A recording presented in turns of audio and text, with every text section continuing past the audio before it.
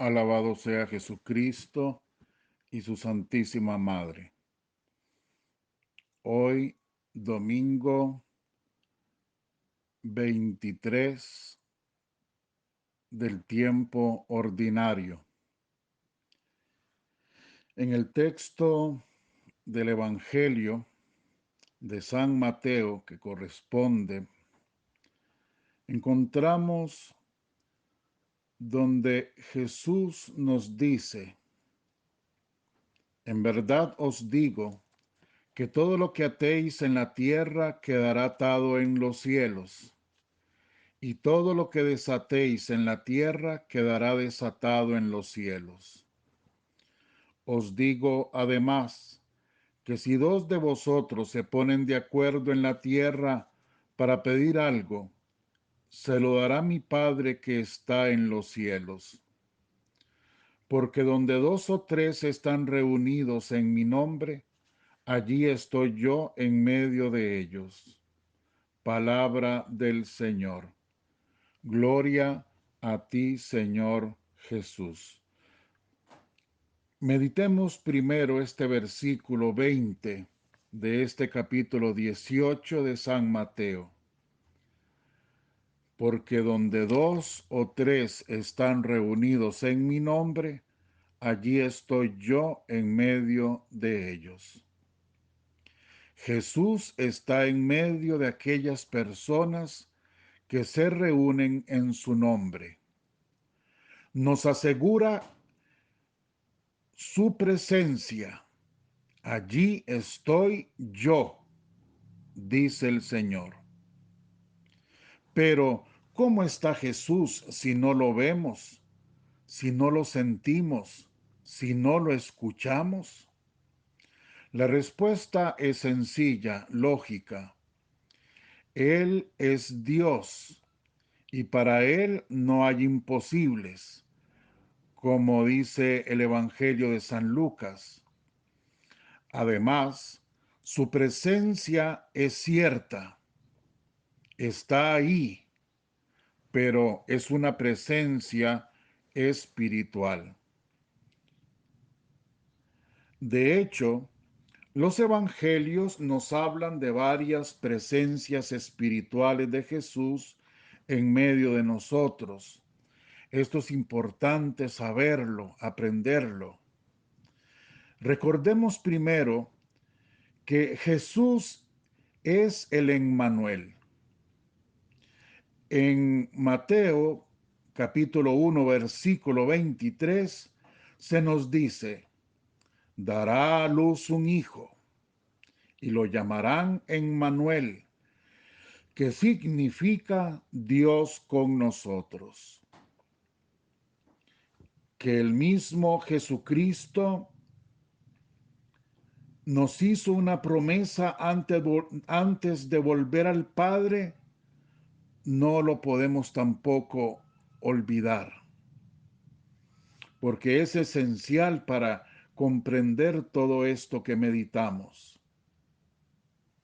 En el mismo Evangelio de San Mateo, pero en el capítulo 28, versículo 20, dice: y yo estaré con vosotros todos los días hasta el fin del mundo. Cristo se ha quedado con nosotros hasta el fin del mundo. Por lo tanto, hay una presencia viva en el mundo de Jesucristo. Nosotros, los católicos, distinguimos en esta presencia de Jesús, distinguimos dos formas: una presencia espiritual y una presencia real, física. Veamos más. Cristo está presente en su palabra. En el Evangelio de San Juan, en el capítulo 1, versículo 14, todos lo sabemos. Y el Verbo, la palabra, se hizo carne y habitó entre nosotros. Cristo está presente en la palabra. Nosotros veneramos la palabra de Dios y en ella nos encontramos con una presencia viva de Cristo. Por eso ustedes ven en la iglesia, cuando la misa se hace solemne, la entrada del evangeliario, o sea, de los evangelios, entre candelas, cómo se inciensa la palabra de Dios, cómo se venera, porque la iglesia siempre ha creído en esa presencia espiritual de Jesucristo. Jesucristo es la palabra.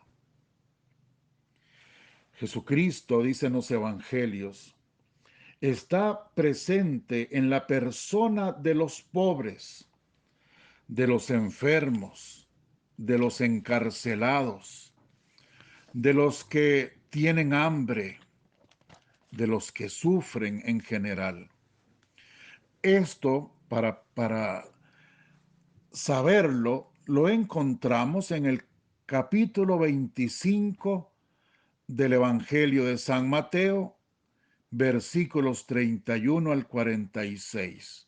Solo les recuerdo, ustedes lo buscan después con su tiempo, pero solo les recuerdo cuando Jesús dice: venid benditos de mi Padre, porque tuve hambre y me disteis de comer, tuve sed y me disteis de beber, estaba desnudo, enfermo, encarcelado, dice Cristo. Y en el mismo texto le preguntan: ¿cuándo te vimos desnudo? ¿Cuándo te fuimos a visitar enfermo? Y Jesús dice: cuando lo hicieron con los más pequeños, con los que sufren. Perdón. Jesús está presente en los niños.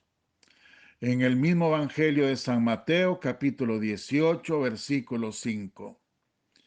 El que acoge a un niño, me acoge a mí.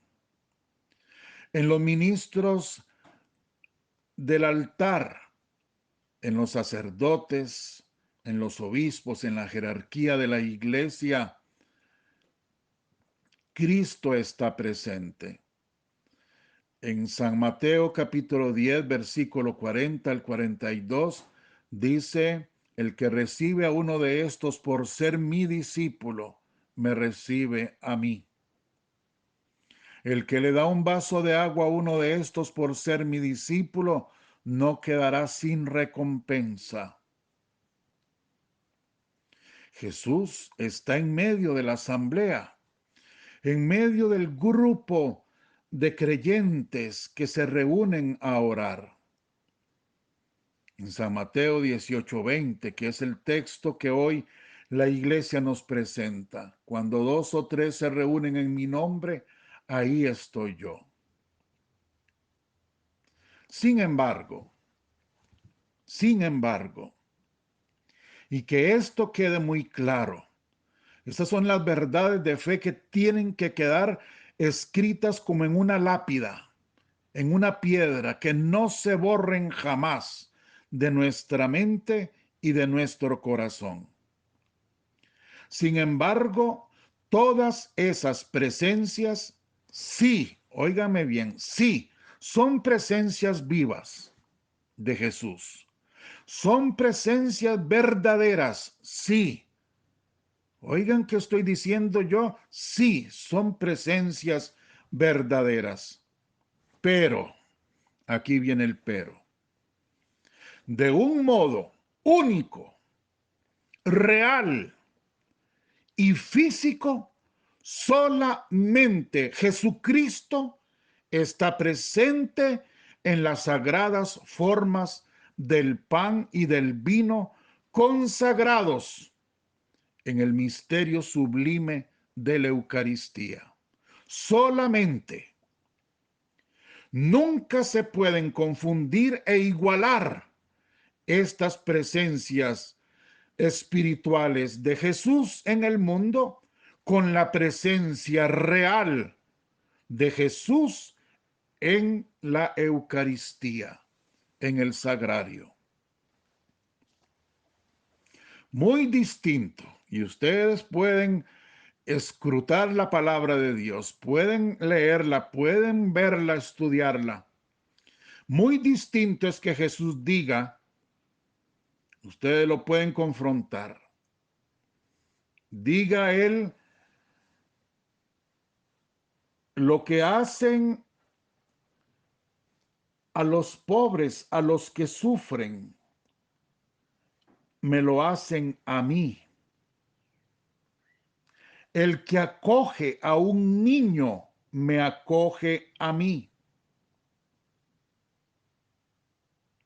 El que recibe a uno de estos por ser mi discípulo, me recibe a mí. Es muy distinto que Cristo diga, el que recibe a uno de estos, ¿ve? No es él. Es el que acoge a un niño. El niño sigue siendo niño. Él está espiritualmente en el niño.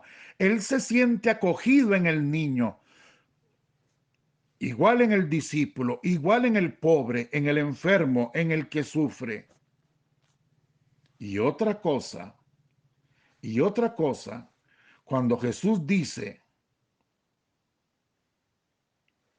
tomando un pedazo de pan, bendiciéndolo y partiéndolo, dice con total claridad y definición, tomen, coman, este soy yo, este es mi cuerpo, esta es mi carne. Y la palabra carne en el idioma del evangelio en que fue escrito el evangelio, la palabra carne, sarx, como se dice, lo que significa es no el pedazo de carne, sino la persona entera, todo su ser, su alma, su espíritu, su mente, su cuerpo, toda la persona entera. Cuando Cristo dice, tomen y coman, este es mi cuerpo, este es mi carne, está diciendo, este soy yo. El que beba mi sangre tiene vida eterna. El que no come mi carne no tendrá vida, dice el Señor, porque soy yo, es la persona de Jesucristo. Esto tiene que quedar muy claro, pero lo dejamos así porque no es el tema directamente de hoy. Volvamos a la presencia espiritual de Jesús en la oración, que es lo que estamos meditando. Ahí estoy yo, dice Jesús, donde dos o tres se reúnen. Pero, pero no es una presencia mágica. Como decía yo un día de estos, no es que digamos abracadabra y ya. No es una presencia mágica.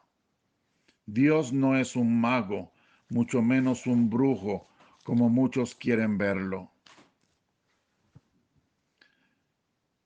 El mismo Jesús pone ciertas condiciones para que se dé su presencia en medio y para que lo que se pida en esa reunión sea concedido. Veámoslo así. Uno, dice Cristo, hay que ponerse de acuerdo para reunirse, para pedir. Hay que ponerse de acuerdo. Uno. Dos, hay que reunirse. Tres, hay que reunirse en el nombre de Jesús. Vayamos meditando uno por uno estos puntos. Uno, ponerse de acuerdo para reunirse para pedir. No es otra cosa esto que dejar que Jesús sea quien pida al Padre por mí. Mejor dicho, que Jesús pida en mí. ¿De dónde saco yo estas cosas? Recordemos la palabra de Dios en Romanos 8:26, donde dice, el Espíritu Santo acude en ayuda de nuestra debilidad, pues nosotros no sabemos pedir como nos conviene, pero el Espíritu mismo intercede por nosotros con gemidos inefables. Ahí está la cuestión. Dios no se contradice. Él nos dice, pidan todo, pero desde nuestra humildad. ¿Qué voy a saber yo verdaderamente qué es lo que necesito? Dios nos dice, pidan como pedir a un padre, pero si ni siquiera yo me conozco, ni siquiera sé qué disposiciones tengo en mi interior, cuánta fe tengo, qué disposición tengo para pedir. Humildad, humildad, humildad. Ay, eso es lo que nos falta. Hay personas que me dicen, Padre, usted dice que pida, de ahí uno pide y no se me concede. Y yo digo, siga pidiendo, pero tenemos primero que pedir humildad, humildad, humildad para saber que ni siquiera yo sé lo que necesito. Humildad para saber que yo no tengo las disposiciones que tiene que tener una persona para que el Señor le conceda disposiciones, mandamientos, humildad. Y vean la palabra que digo o que pongo, humildad. Porque la primera reacción está en muchas personas en decir, entonces si yo no tengo fe, entonces ¿para qué voy a pedir? Entonces si yo no sé ni qué pedir, entonces ya no pido. Entonces si yo no, ni siquiera yo sé si tengo disposición para pedir, entonces ya yo no.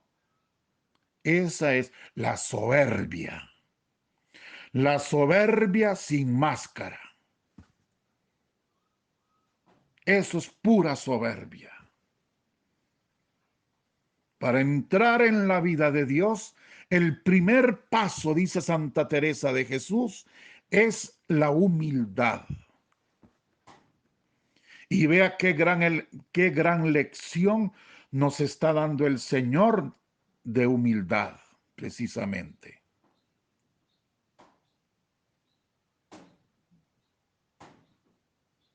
No sabemos ni qué necesitamos, ni siquiera tenemos disponibilidad, pero es el Espíritu Santo. Y por eso hay que ponerse de acuerdo con otros, porque quizás lo que yo no tengo lo tendrá otro. Lo que a mí me falte le sobre a otro, o lo que a otro le falte lo tenga yo. Y entonces, en esa humildad, el Espíritu Santo acudirá en ayuda, oigan, de nuestra debilidad, dice la palabra. Y será Él en Jesucristo quien interceda por nosotros con gemidos inefables. El Espíritu Santo pide en Jesús. Es Jesús quien pide en nosotros. Yo debo solo ponerme de acuerdo con una actitud humilde. de desapego total a todo lo que yo creo que necesito. Una actitud de abandono como un niño se abandona en los brazos de su padre, uniendo mi querer al suyo y dejando que haga su voluntad en mí. Siempre será lo mejor. Debemos pedir, sí, claro que sí. La palabra de Dios no se contradice. Y en la palabra de Dios muchas veces el Señor nos enseña que debemos pedir. No solo nos dice si quieren, no, nos enseña que debemos pedir. Pedir todo lo que querramos, como dice Jesús. Cualquier cosa, chiquita o grande, lo que sea. Santa Teresa de Jesús, nuestra madre, dice, cuando vayan a pedir, pídanle como a un rey, porque es un rey a quien pedimos. Pero siempre, siempre, dentro de aquel hágase como tú quieras. Debemos pedir, sí, pero dentro, en la divina voluntad, fundidos en el divino querer de Dios. 2. Decíamos, hay que reunirse. Jesús nos enseña que debemos reunirnos.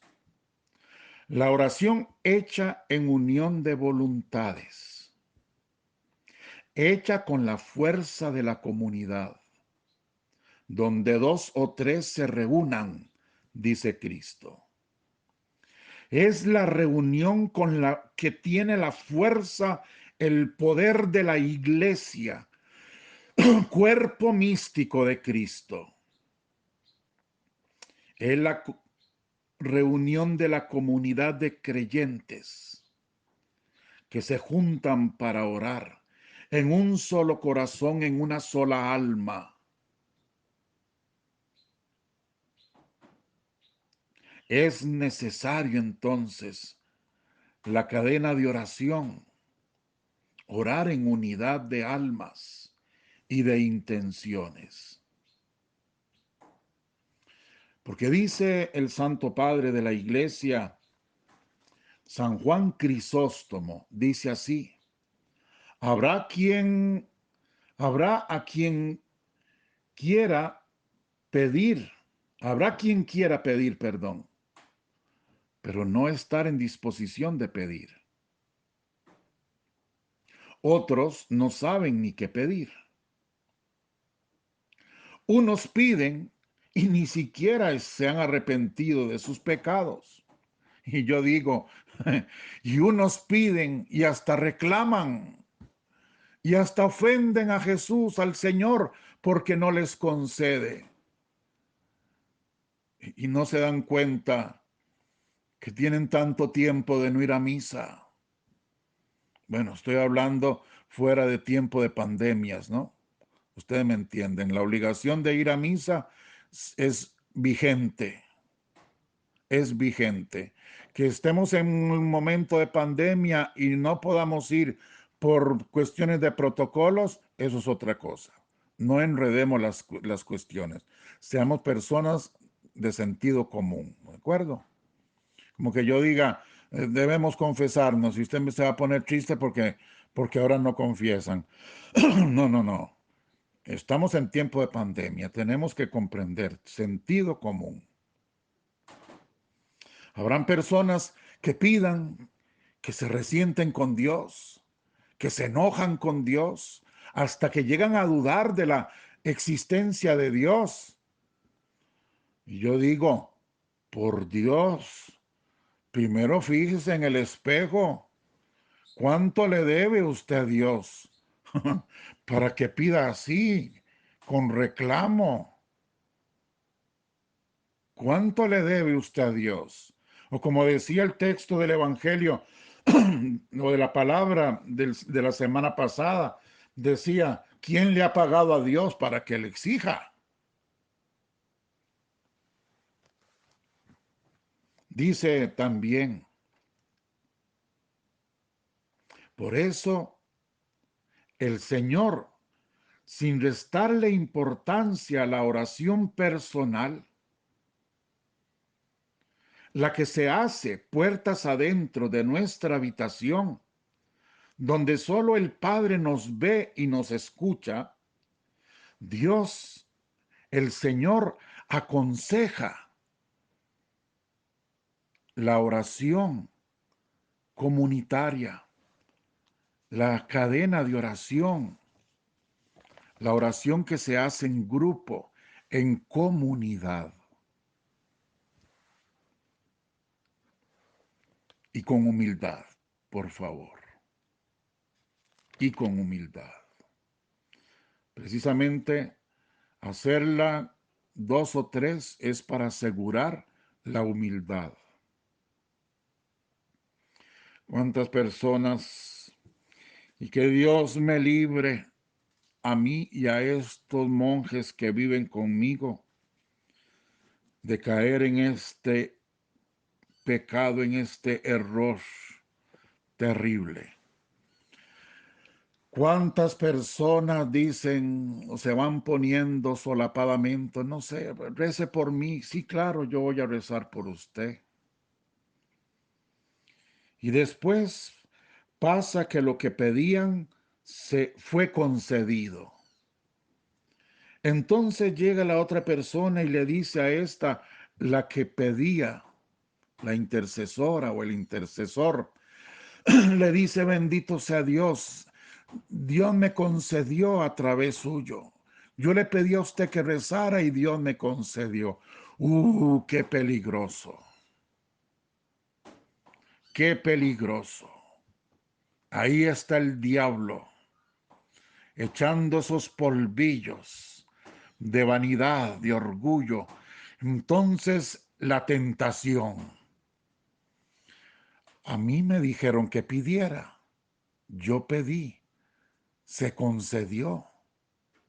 Y después viene otra persona y otra.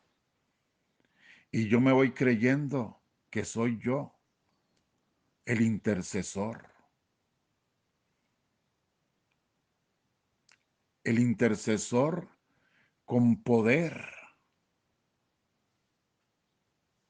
Porque intercesor tenemos que ser todos intercesores unos de otros. Pero ustedes me están entendiendo qué es lo que yo quiero decir. Me voy creyendo que yo tengo poder de intercesión mío propio. Tengo cierta virtud. Tengo cierto don. Los dones del Espíritu Santo que han sido tan ensuciados por tantas personas que hasta competencia hacen entre los grupos para ver quién tiene más don. Padre, y yo tengo el don de profecía. Padre, y yo tengo el don de visión. ¿Eso existe? Claro que sí. Claro que sí existe. Los dones del Espíritu Santo son auténticos y están vigentes también en nuestra época. Claro que sí, yo creo, perfectamente creo. Yo soy, y ustedes me han oído hablar de Santa María Faustina, me han oído hablar de Luisa Picarreta, y me pueden seguir oyendo hablar de muchísimas místicas, místicos que han recibido revelaciones privadas o han tenido visiones, etcétera. Yo creo profundamente y creo que el Espíritu Santo hace lo que quiera, donde quiera y con quien quiera. También lo creo. Lo que no creo es en la soberbia de las personas que utilizan las cosas de Dios, los dones de Dios, hasta para forjarse un estatus y a veces hasta para comer, o quién sabe si será para comer. Por eso el Señor dice, reúnanse de dos en dos o tres, para que se disipe la soberbia, para que ninguno pueda decir, fue por mí.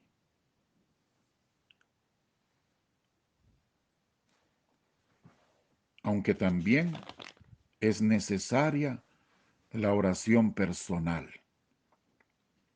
Termino con el punto 3. El Señor enseña en este texto que debemos reunirnos en el nombre de Jesús. ¿Y qué es el nombre de Jesús? El nombre de Jesús es Jesús. Usted pregunta, o la maestra en escuela, en el colegio, Javier Dengo, ¿quién es Javier Dengo? Pues soy yo. El nombre mío es lo que me hace o lo que me define. Ese soy yo, lo que me representa. En el rezar en el nombre de Jesús es rezar en Jesús mismo. Ya lo hemos dicho muchas veces. Es dejar que Jesús venga a rezar en mí, a rezar en nosotros, cuando lo hacemos en grupo. El cristiano solo tiene un intercesor. Eso lo sabemos los católicos desde hace 2000 años. Y hay quienes nos quieren enseñar esto. ¿Cuál es el único puente, el único pontífice, el único intercesor entre Dios y los hombres? Jesucristo. Nadie ha dicho nunca que no. Jesucristo es el único intercesor. Jesucristo es el único camino para llegar al Padre. Y vean cómo esto es así, que desde hace 2000 años. En la Santa Misa, que es la oración por excelencia de la Iglesia Católica, cuando ya se ha consagrado el pan y el cuerpo y la sangre de Cristo están allí en el altar, el sacerdote toma a Cristo, muerto y resucitado, en esas sacratísimas formas, lo eleva y alaba al Padre, presentándoselo, diciendo estas palabras: por Cristo, con Él y en Él, a ti, Dios Padre omnipotente, en la unidad del Espíritu Santo, todo honor y toda gloria. ¿Ven? En la iglesia todo se hace por Cristo, con Cristo y en Cristo, con la fuerza y el poder del Espíritu Santo. Siempre ha sido así. Y así debe ser la forma como nosotros recemos y la forma como nosotros vivamos. Toda nuestra vida, toda todo nuestro actuar, por Cristo, con Cristo y en Cristo, con la fuerza del Espíritu Santo y para gloria de Dios Padre.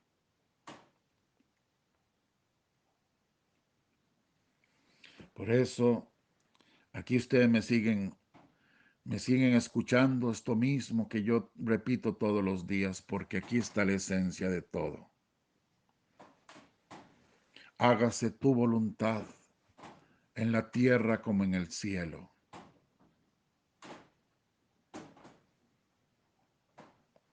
Rezar en la voluntad de Dios. Vivir en la voluntad de Dios. Existir en la divina voluntad. Ahí está todo.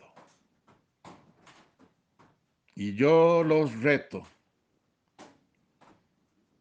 que cuando uno pide con fe, con disposición, según las enseñanzas clarísimas del Evangelio y conforme a la voluntad de Dios, así como dice el mismo Cristo, en el Evangelio, busquen el reino y todo se les dará por añadidura.